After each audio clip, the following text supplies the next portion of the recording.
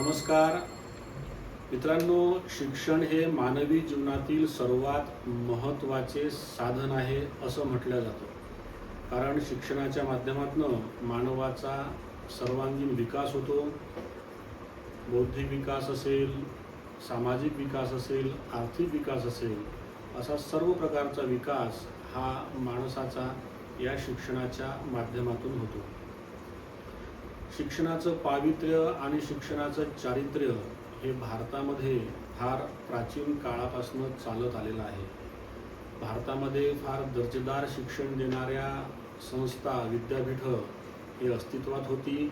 उदाहरणार्थ तक्षशिला विद्यापीठ असेल, नालंदा विद्यापीठ असेल, विक्रमशिला विद्यापीठ असेल, असे असंख्य विद्यापीठं आणि शिक्षण क्षेत्र हे संबंध भारतभर तेव्हाच्या व्यवस्थेनुसार, तेव्हाच्या राज्यघराण्यानुसार, राजांच्या अधिपत्याखाली हे चांगलं दर्जेदार शिक्षणाचं कार्य, पवित्र कार्य हे करत होते.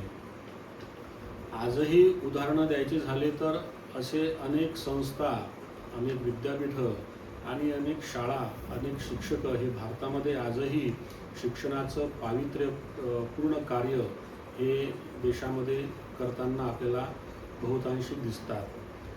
परंतु या सर्व चांगुलपणामध्ये वर्तमानात ज्या काही पेपर फुटीच्या घटना होतात, बोगस शिक्षक भरतीच्या घटना होतात, अनेक परीक्षा मॅनेज करण्याच्या ज्या काही घटना होतात, त्या घटनांमुळे भारताच्या शिक्षण व्यवस्थेवरती मोठं प्रश्नचिन्ह या माध्यमातून निर्माण होतं आणि शिक्षण क्षेत्राला काळिमा फासण्यासारखा प्रकार हा या माध्यमातून निर्माण होतो असं सर्वांना आणि आपल्याला सर्वांना असं वाटतं.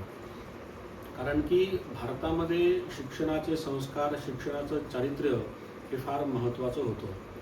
आता हा शिक्षणाचा घोडेबाजार असेल किंवा शिक्षणाचं व्यापारीकरण असेल किंवा हे शिक्षणाचं बाजारीकरण असेल, हे कोणी थांबवलं पाहिजे याची सर्वात मोठी जबाबदारी आहे ती म्हणजे शिक्षण व्यवस्थेत कार्य करणाऱ्या व्यक्तींची. आणि पालक म्हणून, नागरिक म्हणून आपणही त्या गोष्टींकडे फार मोठ्या प्रमाणात जबाबदार आहोत असं सुद्धा म्हणता येईल.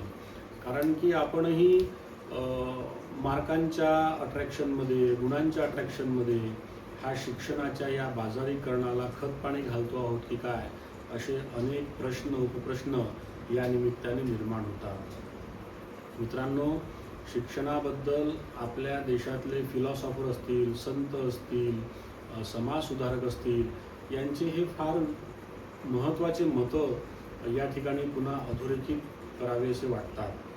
विवेकानंद शिक्षणाच्या बाबतीत काय म्हणायचे की शिक्षण हे माणूस आणि समाज घडविणारे, चारित्र्यसंपन्न माणूस घडविणारे असावे, असं विवेकानंदांचं असं मत होतं. डॉक्टर बाबासाहेब आंबेडकर शिक्षणाबद्दल काय म्हणतात की शिक्षणाशिवाय मानवाचा विकास अशक्य आहे आणि शिक्षणासोबत मानवाचे चारित्र्य गरजेचे आहे.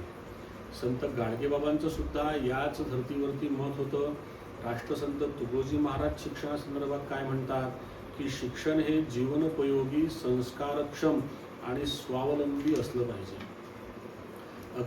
अगदीच भारतरत्न डॉक्टर APJ अब्दुल कलाम शिक्षणाबद्दल काय म्हणतात की त्यांचं असं मत होतं की शिक्षणाचा मुख्य उद्देश हा चांगल्या चारित्र्याची आणि कौशल्याची माणसे घडविणे हा असला पाहिजे.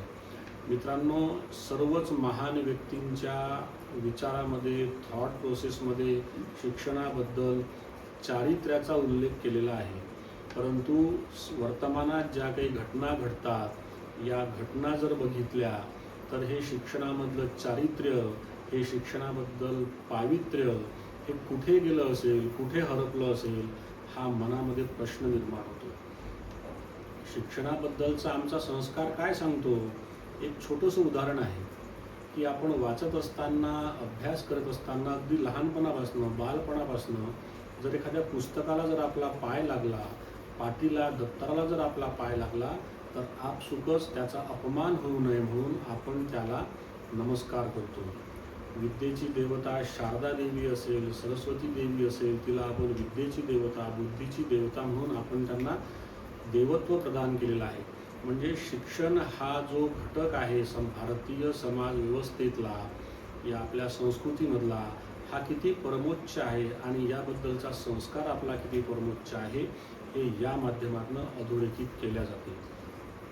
मग एवढे चांगले संस्कार असताना, एवढा चांगला विचार असताना आपण का बरं भरकटतो आहोत, आपण कुठे कमी पडतो आहोत, हा एकंदरीतच नागरिक म्हणून, पालक म्हणून आणि शिक्षण व्यवस्थेतील प्रमुख घटक म्हणून आपण करणं फार गरजेचं आहे. मित्रांनो, भारतातील शिक्षण परंपरेचे चा जर आपण अभ्यास करतो म्हटलं तर तो प्रमुख एक 4-5 टप्प्यांमध्ये तो एक अभ्यास होऊ शकतो. पहिला टप्पा असा म्हणता येईल की जे वैदिक काळातला होता, वैदिक आणि प्राचीन काळ जो होता भारताचा, त्यामधली शिक्षण परंपरा, त्यामधलं शिक्षण व्यवस्था, की ज्यावेळेस आश्रमांमध्ये, गुरुकुलांमध्ये जाऊन विद्यार्थी हे शिकत होते. दुसरा मध्ययुगीन काळ होता की ज्यामध्ये मंदिरांमध्ये, आश्रमांमध्ये, छोट्या मोठ्या आश्रमांमध्ये, मंदिरांमध्ये हे शिक्षण दिलं जात होतं. नंतर ब्रिटिशांचं राज्य आलं, ब्रिटिशांचा काळ होता, ज्याला आपण आधुनिक शिक्षणाचा काळ म्हणतो.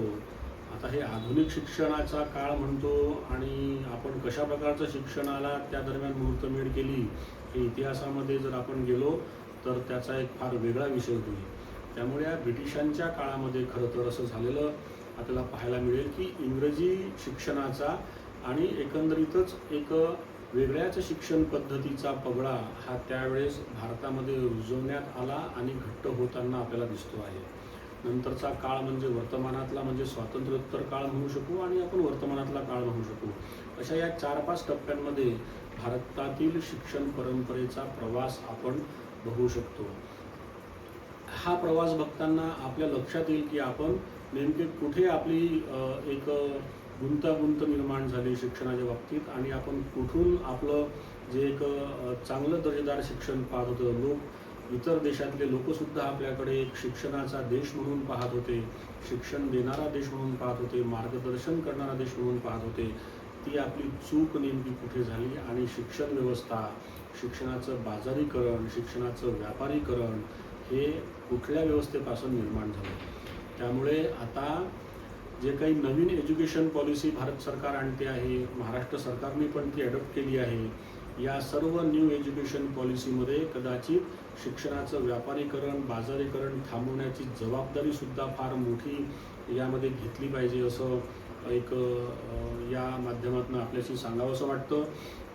की फक्त शिक्षणाचे क्लासेस बदलून, की नुसतं CBSE, स्टेट बोर्ड्स अशा शिक्षण प्रणालीचा अवलंब करून चालणार नाही, तर एक चारित्र्य संपन्न माणूस या माध्यमातून कसा निर्माण होईल, शिक्षणाचं पावित्र्य कसं या माध्यमातून राखलं जाईल आणि शिक्षण हे सर्वांसाठी समान संधीचं आणि समान आपण ज्याला म्हणू आदर्श निर्माण करणारं शिक्षण या माध्यमातून कसं सर्वांना मिळेल हे सुद्धा पाहणं, हे राबवणं राज्यकर्ते म्हणून राज्यकर्त्यांचं कर्तव्य आहे आणि नागरिक म्हणून, पालक म्हणून हे आपलंसुद्धा एक प्रकारचं कर्तव्य आहे असं या ठिकाणी सांगावंसं वाटतं. मित्रांनो, या निमित्ताने एका काव्यातली एक ओळ आठवते की शिक्षा क्या साथ सकेगी यदि नैतिक आधार नाही. जर शिक्षणाला जर नैतिकतेचा आधार नसला तर शिक्षणाच्या माध्यमातून जे आपल्याला साध्य करायचं आहे ते साध्य करता येणार नाही. त्यामुळे हे सर्व या शिक्षणाच्या बाबतीतलं बाजारीकरण असेल, यातलं पावित्र्य राखण्याची जबाबदारी तुम्हा आम्हा सर्वांवर येऊन ठेपते आहे. नाहीतर अशा घटनांमुळे पुन्हा लाखो विद्यार्थ्यांचं, करोडो विद्यार्थ्यांचं नुकसान होत राहील. पेपरफुटी असतील, परीक्षेमध्ये मॅनेज होणाऱ्या परीक्षा असतील, शिक्षकांच्या बोगस भरती असतील, लगतच्या काळामध्ये ज्या काही आपण घटना बघितल्या, यामुळे असंख्य विद्यार्थ्यांचं शारीरिक, मानसिक, आर्थिक तर नुकसान होईलच, परंतु भारताच्या शिक्षण व्यवस्थेचं सुद्धा पुन्हा एकदा नुकसान होईल. हे थांबवायचं असेल तर आपल्या सर्वांना जागृत होऊन कार्य केलं पाहिजे हे या ठिकाणी सांगावंसं वाटते. तूर्तास थांबतो. धन्यवाद.